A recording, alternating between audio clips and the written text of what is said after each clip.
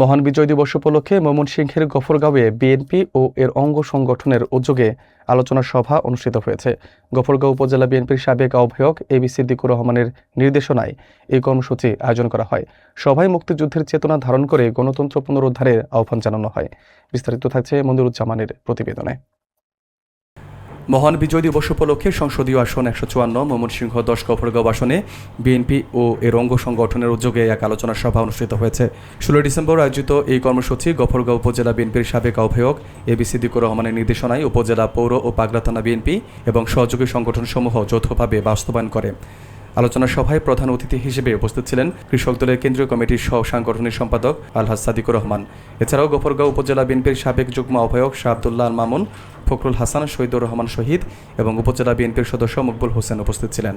আরও উপস্থিত ছিলেন পৌর বিএনপির সাবেক যুগ্ম আহ্বায়ক জাহিদ হাসান স্বপন ও আলামিন জনি, শালটিয়া ইউনিয়ন বিএনপি নেতা আব্দুল কুদ্দুস, গফরগাঁও উপজেলা ছাত্রদলের যুগ্ম আহ্বায়ক মাহবুল আলম হিমেল, তারেক রহমান, যুব পরিষদের সভাপতি শেখ রিটন এবং শ্রমিক দলের সাবেক যুগ্ম সাধারণ সম্পাদক বেলায়েত হোসেন রতন সহ বিএনপি ও এর বিভিন্ন অঙ্গ ও সহযোগী সংগঠনের নেতৃবৃন্দ। বক্তারা ১৯৭১ সালের মহান মুক্তিযুদ্ধের ইতিহাস স্মরণ করে বীর শহীদদের প্রতি গভীর শ্রদ্ধা জানান। তারা বলেন, মুক্তিযুদ্ধের চেতনা ধারণ করেই দেশের গণতন্ত্র, ভোটাধিকার ও মানুষের মৌলিক অধিকার প্রতিষ্ঠায় সবাইকে ঐক্যবদ্ধভাবে কাজ করতে হবে।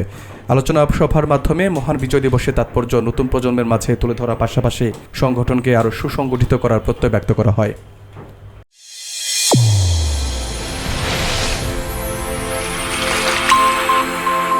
চ্যানেল A1 হৃদয়ের স্পন্দন।